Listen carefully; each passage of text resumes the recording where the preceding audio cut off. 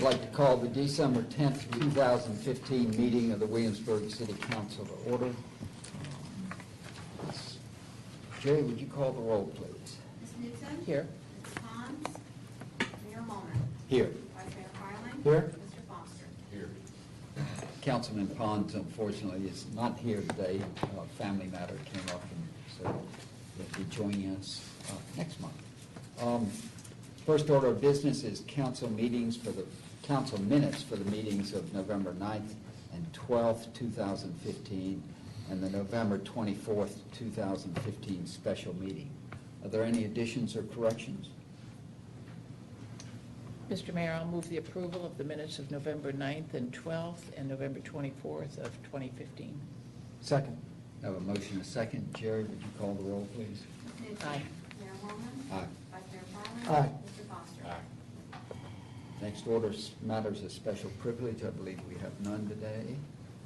So we go to background presentations and discussions. I believe we have none. And that brings us to public hearings, of which we have two. The first is Dominion Power right-of-way agreement, and this is for underground easement at Waller Mill. I'll handle this one, Mr. Mayor. Thank you. The Dominion approached the city. They're putting underground for reliability purposes their transmission lines on and off, in part, of the city's property on Waller Mill. They have a 200-foot existing transmission right-of-way, which allows them to put lines overhead. It does not, however, allow them to put lines underground. And so the easement agreement that is in front of you is for Dominion to have the right to put underground utility lines within 20 feet of that right-of-way, which is the green area shown on the bottom. The easement is for 40 years, which is consistent with what we typically do with utility companies. There are conditions associated with this grant of an easement that relate to the use of chemicals and the cutting of plant material in the right-of-way, which is shown in Exhibit B. And so the staff recommendation is that council grant the easement to Dominion Virginia Power as provided. Thank you very much, Chris. Any questions before we go to the public hearing? Chris, do we have any information about what undergrounding will do to their capability? Does this mean they can use, sort of put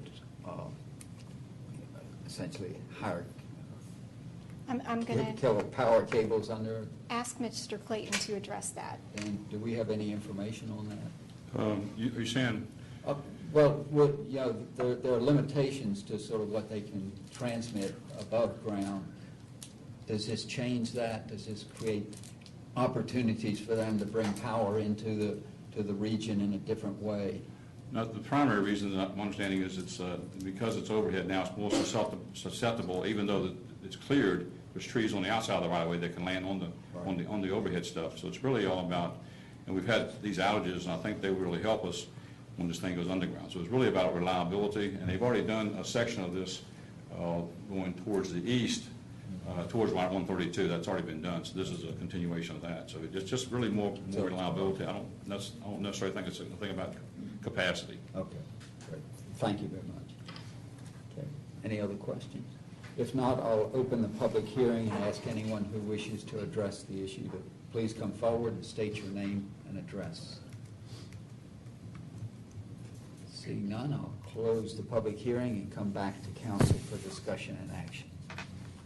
Well, Mr. Mayor, anytime Dominion wants to put wires underground, and we have the opportunity to facilitate that, and if it creates greater power stability for customers in the region, I can't see any reason why we wouldn't willingly accept this, unless there's some unspecified concern, which I hear none. To me, it just makes perfect sense. Scott? I agree with Paul. Will it be drilled under that tributary Waller Mill? Yeah. Basically, what it boils down to is the fatter areas will be open cut, but the hill areas, which include Waller Mill, will be a drilling operation for those. There's several areas that they're drilling, but they definitely drilling through these areas here. Gotcha. That's all. Great, thanks. Judy? No, I agree with Paul. Okay. Okay, with that, I'll take the motion. Mr. Mayor, I move that City Council grant Dominion Virginia Power an easement to place underground power lines on its property at 618 Waller Mill Road as provided by the attached right-of-way agreement, and authorize the city manager to execute the attached right-of-way agreement on behalf of the city. Second. I have a motion and a second. Jay, would you call the roll, please? Ms. Newsom. Aye. Mayor Holman. Aye. Vice Mayor Fryland. Aye. Mr. Foster. Next public hearing is a deed of easement at 180 Strawberry Plains Road to WDNCP LLC, LLC. I thought so. I'll also handle this one. Back in 1990, the city gave a easement to this property owner. This is the city's property that goes then back behind the school and backs up against College Woods. So there is an existing easement granted by the city for this property owner to get into their lot from this access point on city property. The quid pro quo to that is they cannot put a separate access onto Strawberry Plains Road. That, we think, helps with traffic flow around the middle school. At that time, however, an easement was not granted to this property owner, and so now they are in the process of selling this building, and that came to light during their title search. And so they have requested that the city grant them essentially the same easement that the city has granted to this property owner. They are required to perform the maintenance and to reach an agreement with this property owner to maintain the easement and the access. They are not, for the existence of the easement, allowed to have an access straight onto Strawberry Plains Road. If and when the city ever decides to improve this portion of the city's property, if we put a road in, then the easement would then terminate. The easement is for 40 years, except for early termination as a result of a public street being installed in this area. And so I've worked with the representatives of the seller to come up with a language that's before the city. I think it's consistent with the easement previously granted to that property owner, and it creates reciprocal rights to use that easement, which is already being used without a written document. And so this just brings it into legal compliance with what they're already doing. And so the staff recommendation is that council grant an easement to WDNCP LLC over the city's property at 180 Strawberry Plains Road. And you can see in this drawing that the red area is the easement for purposes of this document. So the part that's crosshatched there, That's- that's part of the easement for the other That's property? correct. Okay. Gotcha. Any other question? I guess I have one question. You said if we put a street in there to access the property that's further back, and the easements then go away because they would have They would have that access to a street. public street. Do the restrictions on access to Strawberry Plains Road stay in place? Those would cease when the Those easement would cease ceases. as well, so they could put, They could put an access onto Strawberry Plains Road, or they could put an access along any point of the public street that the city built. There may be a limitation to the number of square feet from a intersection of public roads before a driveway permit would be approved. It would have to meet all of the requirements of the city okay. engineering So, department. and so we'll cross that bridge when we build that road. There would be nothing in this easement then that would prohibit them. Prohibit that, okay. Okay, thanks, that's helpful. Any other questions before we? Okay, given that, I'll open the public meeting and ask anyone who wishes to speak to this to please come forward. Seeing none, I'll close the public hearing and come back to council for discussion and action. It really seems as though it's a matter of housekeeping. Practically, the use already exists. We're now just codifying that. We have no plans that I'm aware of for the future use of this property, so allowing somebody to have the easement makes great sense if it helps their business. And thirdly, we don't need to do anything that further complicates the traffic on that stretch of Strawberry Plains, because in the mornings and the afternoons with the traffic coming in and out of Berkeley, with all the school buses, parents picking up and dropping off children, it's already pretty complicated. So again, this is another action that makes perfect sense to me. Scott? Yeah, I agree.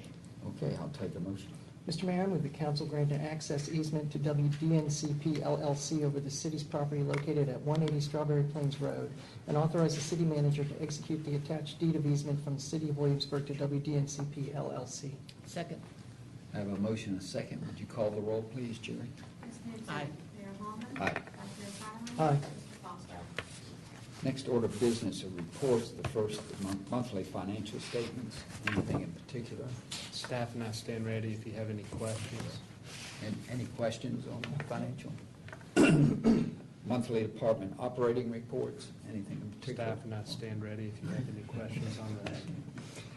You're sitting down a lot for being standing ready. Okay. Seeing none, we'll go to city manager reports, and there are three. The first is the tourism contingency fund policy. And on that policy, on the attached memorandum, staff has made the corrections or amendments based on the discussion of council at Monday's work session. The proposed changes are in bold, outlining those. In the first policy point, would require a permit or an application to be submitted 3 weeks prior to a meeting for it to be heard at that city council session. In the requirements, 2 bullets were added. Identify any city funding received by the project activity in the current budget year and past 5 budget years, and also to provide a marketing plan for the project activity. The third policy point, it just clarifies that following the staff recommendation, if it was submitted 3 weeks in advance, that council would hear a presentation on the application at their work session, and then a funding decision would be made subject to a majority vote of council at the next city council meeting following the work session. That was the direction staff heard from the discussion. Hand it back to you for any further discussion, amendment, or approval of this policy. Anybody have any questions or comments, additions? Seems to reflect our conversations. Yep. No, it's Okay. fine. With that, I'll take a motion. Mr. Mayor, I move we adopt the tourism promotion contingency fund as discussed at council December 7th work session. Amendments provided in the above staff memo. Second. I have a motion and a second. Would you call the roll, please, Jerry? Ms. Newton. Aye. Mayor Holman. Aye. Vice Mayor Fryland. Aye. Mr. Foster. Next is the state code revision to wake zones on flooded streets. And this is proposed resolution 15-22. This request comes to us from the city of Poquoson, as well as the city of Hampton. It was brought up during the Hampton Roads PDC meeting and adopted as part of their legislative agenda. The issue being, or the request of the state being, that it would make it unlawful for a person in the Commonwealth to operate a motor vehicle or boat on a flooded street, highway, alley, or parking lot, whether publicly or privately owned, in a manner such as to increase the level of flood water. They had issues during recent flooding events of people driving into the communities into flood water to joyride or for entertainment. And one person's entertainment caused property damage to the adjoining property owner in wakes from these vehicles and boats going into people's households. So this would codify that. So the attached resolution would support the efforts of the city of Poquoson and city of Hampton to adopt state law to prohibit that.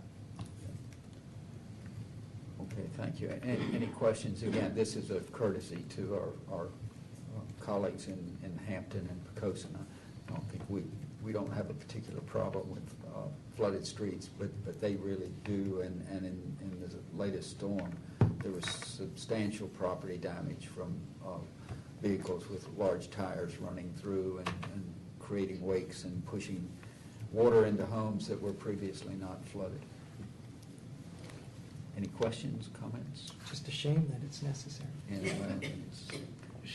Shortly after we discussed this, I saw something on the television about the flooding in the Northeast, and there were trucks doing the exact same thing, going down these streets with these huge waves. And I'm just curious, does Norfolk not have this issue? That they didn't bring it to the PDC. I think a number of the areas on the south side have the same problem, but they, Hampton and Poquoson took the initiative on this. So I think it's, what they did is they asked all the localities in the region to support their agenda to the General Assembly. Okay. Mr. Mayor, I move the City Council approve Resolution 15-22 supporting the City of Hampton's legislative request to amend the state code to create no wake zones on flooded streets. Second. I have a motion and a second. Jerry, would you call the roll, please? Ms. Newsom. Aye. Mayor Holman. Aye. Vice Mayor Fryland. Aye. Mr. Foster. Third city manager report is underground wiring on South Henry Street. And I'll hand this presentation over to Dan Clayton, Public Works Director. Dan, welcome. Mayor, City Council, I've been working with the utility companies on our next round of underground wiring projects. Our capital improvement plan identifies 3 streets, South Henry Street, York Street, and 2nd Street for underground wiring. The plan calls for all 3 projects to occur in the FY16-17 timeframe, but based on discussions with the utility companies, will be most likely bleeding into also FY18. I think we can get all 3 done by the end of FY17. Your memo there shows the estimated cost and the timeframes for the 3 projects. Apologize, there's a typo on the 2nd Street project. The completion timeframe should be FY18 and not FY16. Today, we're requesting the council action on the South Henry Street project. We have estimates from Dominion Power and Cox Cable. Verizon facilities in this area are already underground. And since the Dominion Power cost exceeds $100,000, our purchasing policy requires us to approve for council to approve the expenditure. The Cox Cable cost at $42,000 does not require any council action. The cost for Dominion is $580,535.58, as presented in their letter of November the 23rd, and the cost, check the cost on our latest projects, and it's right in line with our most recent projects. The letter and the authorization to proceed are attached to your memo. And just as some background material, and if you include South Henry Street, over the last, I think we started this back in the early 1980s, in the past 30 years, we've installed nearly 7 street miles of underground wiring, and to the tune of about $14 million. So I'll be glad to answer any questions. Mr. Joe Pincus, he's the project manager for Dominion. He's here for any of your, if you have any technical questions that I can't handle. So. Thank you very much, Dan. Joe, thank you for being here as well today. Let me turn to council for any questions. Mr. Plazy, could you, or would you be kind enough to remind us, on 2nd Street, the wires were going underground from Page Street out to the city line? The city line. And then they just miraculously emerge from the ground up to a large pole? It goes back up one of the existing poles and goes back overhead. Okay. And then South Henry Street goes down as far as past the cemetery? Or? It's just the cemetery, right? It's all the way from Newport Avenue down to Cedar Grove Cemetery. Okay. It's about 1,600 feet, and that decision was based on the cost, and it gets pretty expensive to go the rest of the way. If you notice down further, it's not as, you don't have very many crossings because development's on, for the most part, on one side of the road, so it's not as visible down the road as much, so we thought this would be a good But stop. it does not go as far as, it ends at Cedar Grove, not as far as like the Eastern State? No, Cemetery. no, sir. Okay, I just want to clarify that. Thank you. Any other question, comments? Okay, again, thank you, Dan. With that, I'll take a motion. Mr. Mayor, I'll move that City Council authorize the city manager to execute the Dominion Power authorization to proceed with underground wiring along South Henry Street. Second. I have a motion and a second. Call the roll, please, Jerry. Ms. Newsom. Aye. Mayor Holman. Aye. Vice Mayor Fryland. Aye. Mr. Foster. And again, I'll remind you, this project's been on our CIP for quite some time, and again, this is one of the last entrance corridors that doesn't have underground wiring, so it's a move forward. Again, thank you, Dan, and thank you, Joe, for being here. Next, city attorney reports and animal control revisions. This is proposed ordinance 15-26. Chris, you're up again.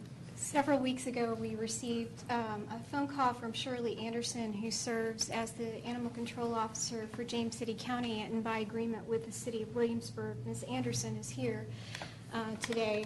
She asked us to review the animal control ordinance regarding dangerous dogs, hybrid canines, and exotic animals in the city. And so after looking at the state code, it's been quite a while since we reviewed animal ordinances. And so before you, you have what by and large are housekeeping amendments. There are a few things that we have done that are different than what we previously had. There is a new section which prohibits keeping any wild or exotic animals as defined by the ordinance in the city without a permit. So permits could be issued for entities like the Living Museum coming in to bring wild animals to the schools or daycare centers, and they often do that. It continues with existing provisions, just simply updated to reflect existing state law. The state law now separates the definition and the response to dangerous dogs and vicious dogs. And dangerous dogs are dogs that injure someone but not seriously, or injure a companion animal.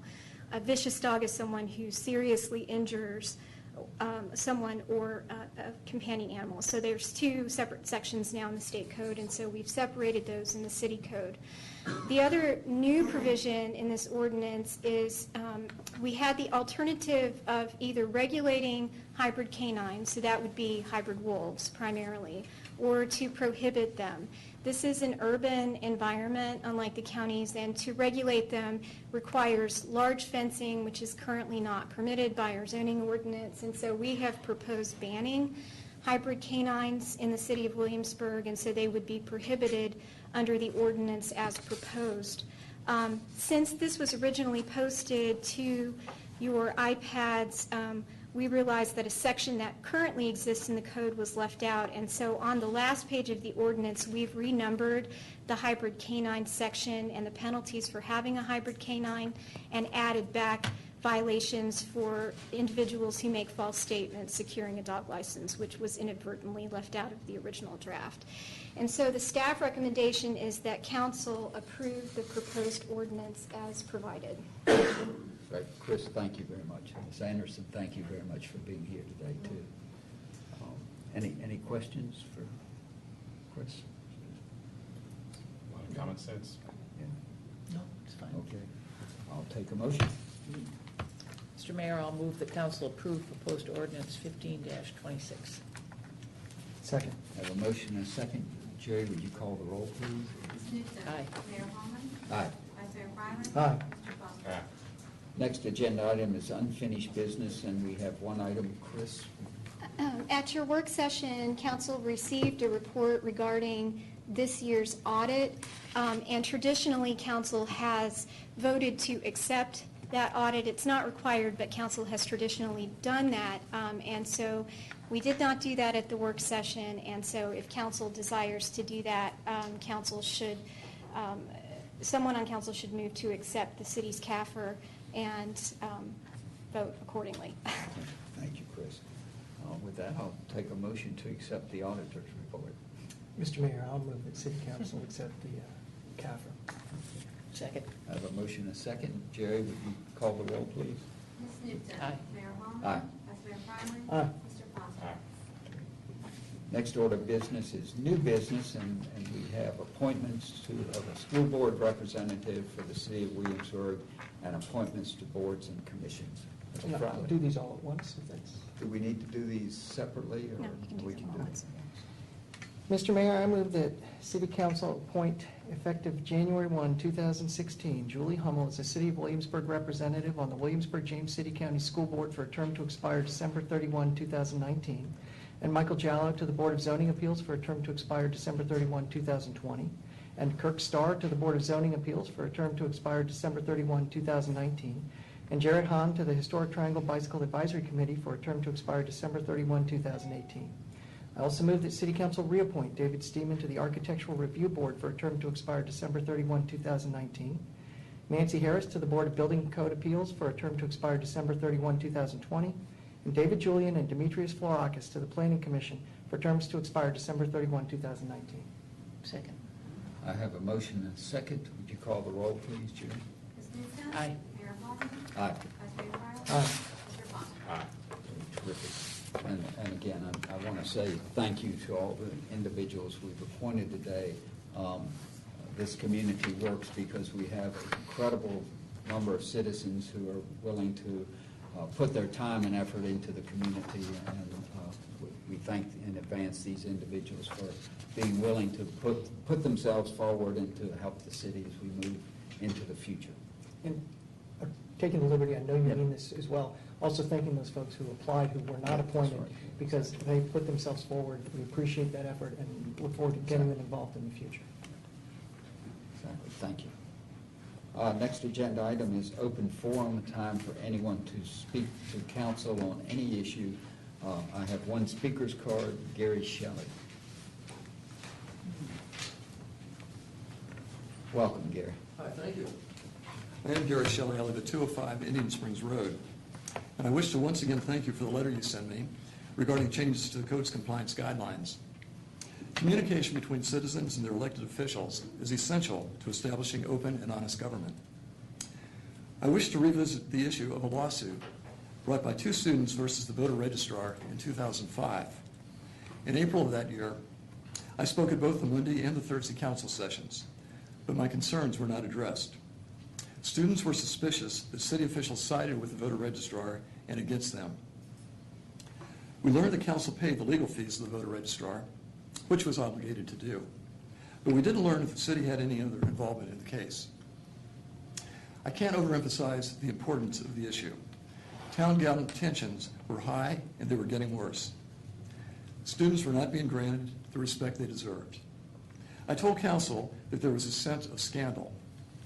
I asked specifically what role, if any, our city attorney might have had in the case.